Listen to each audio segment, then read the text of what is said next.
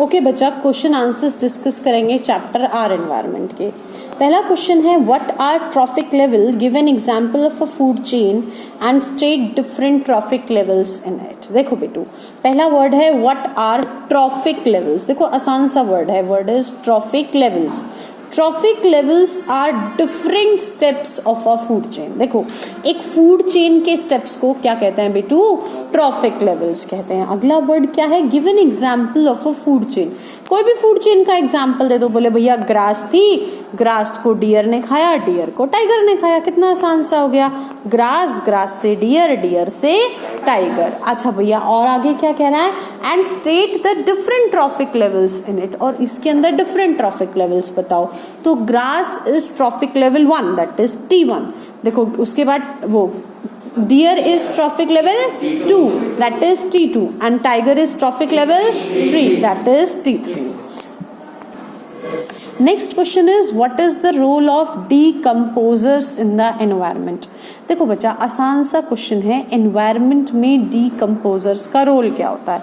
तो भैया पहला क्या काम होता है, they are the cleaning, they are the cleaners of the environment. देखो एनवायरमेंटल क्लीनर्स होते हैं, एनवायरनमेंट को अच्छे से क्लीन करते हैं। दूसरा काम क्या करते हैं मेरे बेटू, दूसरा काम वो करते हैं एनवायरनमेंट को क्लीन करने के साथ साथ, देखो एक तो वो एनवायरनमेंट को क्लीन करते हैं, along with that what did they do भैया, अलॉन्ग विद दैट वो क्या करते हैं, देखो दे रिमूव, देखो वो डेड ऑर्गेनिजम्स को खा जाते हैं, तो सॉइल की फर्टिलिटी को क्या करते हैं, इंक्रीज। देखो भैया सॉइल की फर्टिलिटी को इंक्रीज करते हैं। And without them the earth would have become a heap of dead bodies. उनके बिना अर्थ क्या बन जाता, a heap of dead bodies, dead bodies का एक ढेर बन जाता। इतना क्लियर है सभी को। अच्छा भैया नेक्स्ट क्वेश्चन क्या है, नेक्स्ट क्वेश्चन है, next question is why are some substances biodegradable and some are non biodegradable. Easy सा क्वेश्चन है बेटू, मैंने आज तक किसी को कंफ्यूज होते हुए नहीं देखा। कुछ सब्सटेंसेस बायोडिग्रेडेबल होते हैं और कुछ सब्सटेंसेस नॉन बायोडिग्रेडेबल होते हैं, क्यों? तो बोले भैया कोई भी सब्सटेंस बायोडिग्रेडेबल क्यों होता है, क्योंकि उसको तोड़ने के लिए एंजाइम प्रेजेंट होता है। देखो भैया क्या प्रेजेंट होता है, एंजाइम। देखो भैया and enzymes are specific in nature. देखो एंजाइम स्पेसिफिक है, जो आलू के छिलके को तोड़ेगा वो आलू के छिलके को ही ब्रेक डाउन करेगा, ऐसा नहीं है वो किसी भी चीज को ब्रेक डाउन कर सकता है। अब सीधी सी बात है, जिस भी चीज का एंजाइम प्रेजेंट है वो तो बायोडिग्रेडेबल, और जिस चीज का एंजाइम प्रेजेंट नहीं है वो क्या हो जाएगी बेटू, non biodegradable. I am repeating it, एक बार वर्ड दोबारा से रिपीट कर रही हूँ, बायोडिग्रेडेबल एंड नॉन बायोडिग्रेडेबल। देखो भैया biodegradable are the substances which break by the biological method by with the help of enzymes, and while the enzymes are specific in nature, if enzymes are present then the substance is biodegradable. If enzymes are not present to break down that substance, then the substance is non biodegradable. Next question is give any two different ways in which biodegradable substance would affect the environment। देखो दो तरीके बताओ जिससे biodegradable substances हमारे environment को affect करते हो। तो पहला तरीका क्या हो जाएगा मेरा बेटा, पहला तरीका हो जाएगा, सोच के बताना। हाँ नहीं भैया देखो सॉइल की फर्टिलिटी को बढ़ा देते हैं, they increases the fertility of soil. उसके अलावा उसके सारे हार्मफुल इफेक्ट हैं।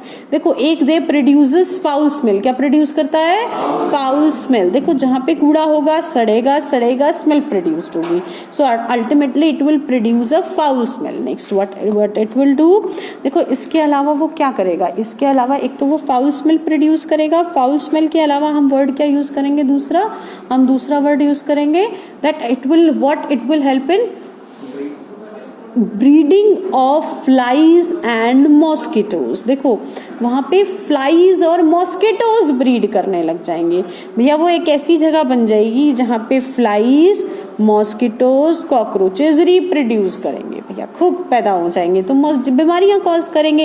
And it will also increase the growth of disease causing micro organism. भैया ये क्या करेगा, डिजीज कॉजिंग माइक्रो ऑर्गेनिज्म की ग्रोथ को भी इंक्रीज कर देगा। Next question is give any 2 different ways in which non biodegradable substances would affect the environment. अब 2 ऐसे तरीके दो जिनसे नॉन बायोडिग्रेडेबल सब्सटेंस एनवायरनमेंट को इफेक्ट करता हो। तो देखो बेटू, ये भी अंडरस्टूड सा ही आंसर है, ऐसे डिस्कस करें तो कर लें। पहला ये क्या करता है, सॉइल की फर्टिलिटी को डिक्रीज करता है। देखो भैया, बायोडिग्रेडेबल सॉइल की फर्टिलिटी को इंक्रीज करता था और नॉन बायोडिग्रेडेबल सॉइल की फर्टिलिटी को डिक्रीज करता है। दूसरा काम क्या करता है मेरा बेटा, ये दूसरा काम it also what, it also, एक तो सॉइल की फर्टिलिटी को कम करा और दूसरा काम क्या करा, it may also enter into the food chain and cause diseases. भैया देखो, and also even the death of the organism. देखो ये फूड चेन में एंटर कर सकता है और एक इंसान की डेथ भी हो सकती है। ओके बेटू, next question is what is ozone and how does it affect any ecosystem. देखो भैया, ओजोन क्या है, ozone is a triatomic gas which is made up of 3 atoms of oxygen। देखो भैया, एक सीधा सा काम है, ozone is a try atomic molecule which is a gas and made up of 3 atoms of oxygen. O3 composition होता है, 3 oxygen के एटम से बनी हुई होती है। How does it affect any ecosystem, किसी भी इकोसिस्टम को कैसे अफेक्ट करती है। तो आप बताना भैया, किसी भी इकोसिस्टम को कैसे अफेक्ट करेगी ये। नहीं नहीं, ये जवाब मत देना, ये पॉइजनस होती है, ऐसे अफेक्ट करती है, उसको जवाब देना भैया, क्योंकि ये उस इकोसिस्टम को किससे प्रोटेक्ट करती है, अल्ट्रा वायलेट रेडिएशन से इफेक्ट करती है। होगी भैया ये पॉइजनस, हाईली पॉइजनस भी होगी, पर मुझे फर्क नहीं पड़ता क्योंकि इसकी डेंसिटी ऐसी होती है कि ये अर्थ पे होती नहीं है, मतलब हमारे चारों तरफ नहीं होती है, ये अपर लेयर ऑफ एटमोस्फेयर में होती है, तो मुझे कोई फर्क नहीं पड़ता है ये कहाँ पर प्रेजेंट है। बट जहाँ पर ये प्रेजेंट है, it is very very very important because it is protecting the earth atmosphere from ultraviolet radiations or UV rays। किसी को डाउट?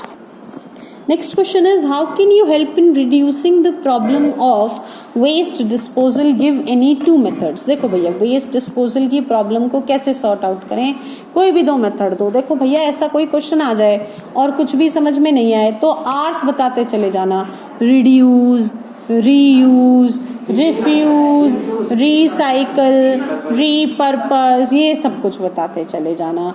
रिड्यूस मतलब किसी भी चीज़ के यूज़ को कम कर देना। अच्छा, रिसाइकिल नहीं, रीयूज मतलब बार बार यूज़ करना। रिसाइकिल मतलब उसको ले आओ, इंडस्ट्री में भेज दो, बोले नई चीज़ बनाओ और वापस भेज दो, that is known as recycling. अच्छा भैया, उसके अलावा नेक्स्ट नाम क्या आता है रिसाइकिल के? रिफ्यूज, बोले मना करना, नहीं हमें नहीं चाहिए ये चीज़, वेस्टेज है, बोले no, saying no is refuse. And repurpose का मतलब होता है using it for another purpose, कोई और ही चीज के लिए उसको यूज कर लेना, is known as repurpose. Next word क्या आता है मेरा बेटू? नेक्स्ट क्वेश्चन है, एमसीक्यूज हैं 2-3। पहला क्वेश्चन है which of the following contains only biodegradable items. इनमें से बायोडिग्रेडेबल आइटम किस किस में होती है? पहला है भैया ग्रास फ्लावर लेदर, दूसरा है grass wood plastic, fruit peel cake lime juice, cake wood grass. तो भैया इसका आंसर होगा ऑप्शन ए, ग्रास भी बायोडिग्रेडेबल, फ्लावर भी और लेदर भी। Option C, fruit peel cake lime juice. Option D, cake wood and grass. Next question is which of the following constitute a food chain. इनमें से food chain कौन सी है? Question को ध्यान से सुनना, ऑप्शंस को बताते जाना, ये फूड चेन होगी या नहीं होगी। Grass, wheat, mango. Next is grass, goat, human. Okay, grass थी, ग्रास को गॉट ने खाया, गॉट ह्यूमन, ह्यूमन ने गॉट को खा लिया। अच्छा ठीक है। Next is goat, cow, elephant नहीं है। Next is next is grass, fish, goat नहीं है, तो आंसर आ जाएगा grass, goat and human. Next question है which of the following are environment friendly. इनमें से कौन सा एनवायरमेंट फ्रेंडली प्रैक्टिसेस है? ध्यान से सुनना। Carrying cloth bag to purchases in while shopping. देखो भैया, तो भैया ऑफ कोर्स इट इज, ऐसे नहीं जवाब देते, ए कभी भी आंसर देने का तरीका होता है सारे ऑप्शंस पढ़ना और अपने दिमाग में टिक लगाते जाना, हाँ मैम ये भी सही है, फिर अगला ऑप्शन पढ़ते हैं। Next is switching off unnecessary lights and fans, ये भी ठीक है भैया। देखो हमारे यहाँ पे तो फालतू के बिजली के अंदर पंखे वंखे बंद कर देने चाहिए, क्योंकि सोर्सेज ऑफ एनर्जी चैप्टर में हमने पढ़ा था इंडिया में तो थर्मल इलेक्ट्रिक एनर्जी बनती है, तो भैया सारी कोल से प्रोडक्शन होता है, दुनिया भर का पॉल्यूशन होता है, तो भैया पॉल्यूशन बच जाएगा। Next is walking to the school instead of getting your mother to drop you on her scooter, तो देखो भैया अगर मम्मी के साथ स्कूटी से जाने से अच्छा पैदल चले जाओ तो ये भी है, तो इसका answer all of the above. हाँ, नेक्स्ट क्वेश्चन है what will happen if we kill all organism in one trophic level, एक ट्रॉफिक लेवल में सारे ऑर्गेनिज्म को मार देंगे तो फूड चेन डिस्टर्ब हो जाएगी और सारे ऑर्गेनिजम्स मर जाएंगे। देखो ध्यान से सुनो, एक फूड चेन का एग्जाम्पल लेते हैं, ग्रास, डियर और टाइगर। भगवान ना करे कल को डियर ही मर गए तो बोले मैडम टाइगर मर जाएंगे, उनको कुछ खाने को नहीं मिलेगा और ग्रास बढ़ती जाएंगी बढ़ती जाएंगी बढ़ती जाएंगी बढ़ती जाएंगी, धीरे धीरे उनको खाने की कमी हो जाएगी तो वो ओवर पॉपुलेशन से मर जाएगी। मेरी बात समझ रहे हो? नेक्स्ट क्वेश्चन क्या है, will the impact of removing all organism in a trophic level be different for different trophic levels? Can the organism of any trophic levels be removed without causing any damage to the ecosystem? क्या ऐसा हो सकता है कि एक trophic level के सारे organisms को हटा दो और इकोसिस्टम को कोई डैमेज ना हो? तो इसका आंसर क्या आएगा? नो। और भैया क्या इम्पैक्ट अलग अलग होगा ट्रॉफिक लेवल के ऑर्गेनिजम्स को रिमूव करने का? हो सकता है माइनर इम्पैक्ट अलग अलग आए पर ओवरऑल रिजल्ट क्या आएगा? सेम आएगा कि सारे ऑर्गेनिजम्स की डेथ हो जाएगी। नेक्स्ट क्वेश्चन है व्हाट इज बायोलॉजिकल मैग्निफिकेशन? किसी ने ध्यान से वीडियो देखी हो, किसी ने सुना हो, तो एक मछली वाली कहानी सुनाई थी, ठीक है भैया। क्या सुनाया था कि भैया बारिश हुई, खेत में फर्टिलाइज़र था, वो फर्टिलाइज़र बहा और पॉन्ड में चला गया, वहाँ पे 6 फिशेस थी, सबने छोटी छोटी 1-1 ग्राम खा लिया, फिर उन 6 फिशेस में से 3 फिशेस ने 3 फिशेस 2 फिशेस को खा लिया, 2 फिशेस बड़ी बनाई तो बोले 3 ग्राम एक में चला गया, 3 ग्राम एक में चला गया। ऐसी 2 फिशेस एक ह्यूमन बीइंग ने खा ली तो उसमें कितने चला गया? 6 ग्राम चला गया। तो भैया इसको क्या कहते हैं? Biological magnification. अब इसकी डेफिनेशन सुनेंगे please. Biological magnification is the amount the process or the phenomenon of increase in non-biodegradable substances when the food passes from one trophic level to the another trophic level। देखो भैया non biodegradable substances का amount increase हो जाना, the phenomenon of increase in the amount of non-biodegradable substances when the food passes from one trophic level to the another trophic level। Next question is what will the level of this magnification be different at different trophic level? तो इसका answer होगा yes। इसका answer होगा yes। हाँ बिल्कुल, level अलग होता है, छोटे लेवल पे मैग्निफिकेशन कम होती है और हायर लेवल्स पे मैग्निफिकेशन ज्यादा होती है। नेक्स्ट क्वेश्चन है what are the problems caused by non biodegradable waste that we generate? तो ये आंसर हम ऑलरेडी डिस्कस अभी कर चुके हैं, सिर्फ लैंग्वेज चेंज हुई है इसकी, ठीक है भैया। हाँ, सॉइल की फर्टिलिटी डिक्रीज हो जाएगी and it will enter into our food chain और क्या करेगा भैया? हाँ, and it may also cause the death of individual। Next question है if all the waste we generate is biodegradable, अगर हमने जितना भी waste generate करा वो कैसा था? biodegradable, will this have no impact on the environment? क्या इससे environment पे कोई असर होगा कि नहीं होगा? होगा, बिल्कुल होगा। कैसे कैसे होगा? बोले फाउल स्मेल प्रोड्यूस होगी, breeding place for flies and mosquitoes और डिजीज कॉजिंग माइक्रो ऑर्गेनिजम्स और पैथोजेंस क्या हो जाएंगे? इंक्रीज हो जाएंगे। Next is why is the last question है इस चैप्टर का, why is the damage to the ozone layer a cause for concern? देखो कंसर्न की चिंता की बात क्यों है कि डैमेज हो रहा है, तो आप क्या कहेंगे भैया?